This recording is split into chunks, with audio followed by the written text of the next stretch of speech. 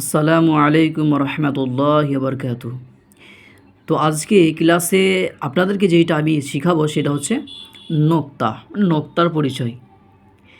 এই নোক্তা খুবই গুরুত্বপূর্ণ অক্ষর চেনার ক্ষেত্রে। আমরা যদি নোক্তা নোক্তা সম্বন্ধে না যদি জানি, তাহলে কিন্তু অক্ষর চেনার ক্ষেত্রে খুবই অসুবিধা হয়ে যাবে। এই জন্য নোক্তা খুবই গুরুত্বপূর্ণ। তো চলেন ক্লাসটা আজকে চালু করি। আচ্ছা, আমরা কি জানি বায়ের কটা নোক্তা হয়? একটা নোক্তা হয়। কোথায় হয়? নিচে হয়। তো আমি প্রথমে আগে এইটা আপনাদেরকে আগে বলে দিই। আচ্ছা, আমরা এটাকে আমরা মধ্যে ধরে নিই, মানে মিডিল ধরে নিই। এটা হচ্ছে মিডিল, এটা হচ্ছে ওপর, এটা হচ্ছে নিচ। কি বললাম? এটা মিডিল, এইটা ওপর, এইটা মিডিল, এটা ওপর, আর এইটা নিচ। তো যখন আমরা দেখব এরকম গঠন, মানে এইরকম গঠনে দেখেন বা, তা, সা, এই তিনটা অক্ষর দেখতেই একই, শুধু পার্থক্য কোথায়? এই নোক্তাতে। তো এইরকম গঠনে যখন দেখবেন কি একটা নোক্তা নিচে আছে, তখন সেইটা কি হবে? বা হবে। কি বললাম? বা হবে। বেশ, তাহলে তো এইরকম গঠনে যদি একটা নোক্তা নিচে থাকে, তাহলে সেটা কি হবে? বা। এক কথায় মনে রাখবেন, যদি একটা নোক্তা নিচে থাকে তাহলে সেইটা বা হবে। বেশ, এইবার দেখেন এখানে কটা নোক্তা আছে? দুটো আছে। কোথায় আছে? ওপরে আছে। তো এইটা মনে রাখবেন, যদি দুটো নোক্তা ওপরে থাকে, ওপরে থাকলে সেটা কি হবে? তা হবে। বেশ, তাহলে যেমন দেখুন এইখানে এটা কি? তা। কটা নোক্তা আছে? দুটো আছে। কোথায় আছে? ওপরে আছে।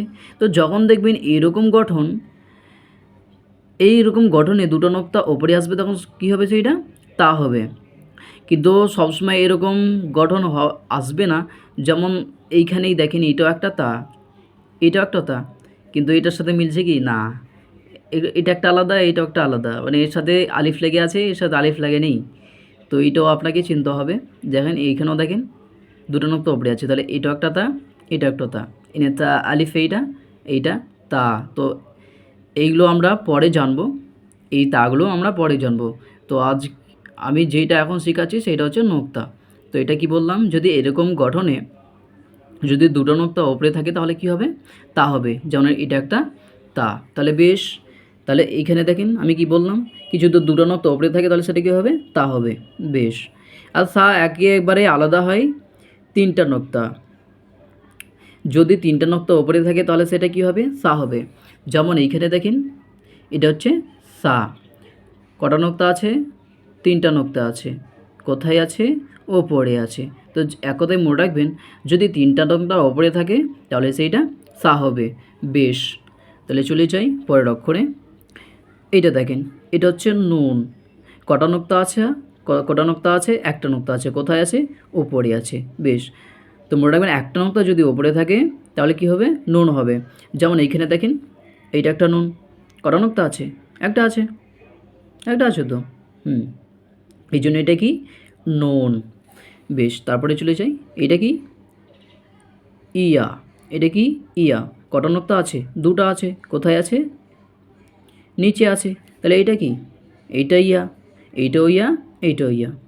তাহলে বেশ, বুঝতে পারলেন কটা নোক্তা আছে এখানে? এখানেও দুটো আছে, এখানেও দুটো আছে। তাহলে এটা যদি ইয়া হয় তাহলে এটা কি? এটাও ইয়া। তাহলে বেশ, একটু পার্থক্যটা দেখেই নেন। এ দেখেন বা আর নুন, বেশিরভাগ সবাই গণ্ডগোল করে এই অক্ষরের ক্ষেত্রে, সেটা হচ্ছে নুন আর বা, তা আর ইয়া। এই এই চারটা নোক্তাকে ভালো করে বুঝে নিন। আমি বুঝিয়ে দিচ্ছি, এর পার্থক্যটা দেখে নিন। এর পার্থক্যটা কী? আচ্ছা দেখেন, বায়েরও একটা নোক্তা, নুনেরও একটা নোক্তা, তাই না? এই যেমন দেখেন বায়েরও একটা নোক্তা, বায়েরও একটা নোক্তা, আবার নুনেরও একটা নোক্তা, কিন্তু পার্থক্য কোথায়? পার্থক্য হচ্ছে এইখানে।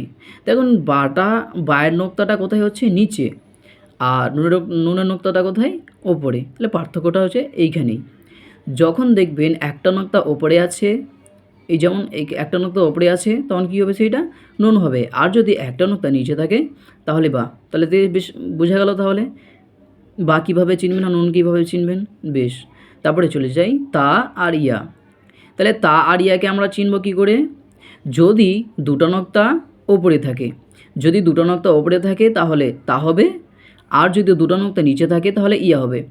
যেমন দেখেন এখানে দেখেন দুটো নক্তা কোথায় আছে? ওপরে আছে, এই জন্য এটা আমরা কি বলবো? একে তা বলবো। এটা কি? তা। দুটো নক্তা ওপরে থাকলে কি হয়? তা হয়।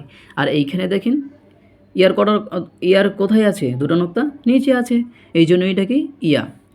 তাহলে বেশ আমরা এর পার্থক্যটা বুঝে গেলাম। যদি দুটো নক্তা ওপরে থাকে তাহলে তা, আর যদি দুটো নক্তা নিচে থাকে তাহলে ইয়া। তো আজকের ক্লাসটা এই পর্যন্তই। এর পরের ভিডিওতে আপনাদের সাথে দেখা হচ্ছে। তো এই নোক্তাগুলো ভালো করে মনে রাখবেন। আমি বেশ ভালো করে বুঝিয়ে দিলাম। যদি বুঝতে পারেন তাহলে অবশ্যই কমেন্টে জানাবেন। আর শেষে আরেকটা কথা কি, এসব মানে ভিডিওগুলো আপনাদের জন্যই বানাচ্ছি। তো হালকা তো কিছুটা তো আমি মেহনত করছি, তো এই জন্য আপনারা অবশ্যই এর পরের ভিডিও পাওয়ার জন্য সাবস্ক্রাইব করবেন আমার চ্যানেলটাকে। আর যদি লাগে আমার ভিডিওগুলো, এই ভিডিওটা যদি ভালো লাগে তাহলে অবশ্যই একটা লাইক দিবেন। আসসালামু আলাইকুম।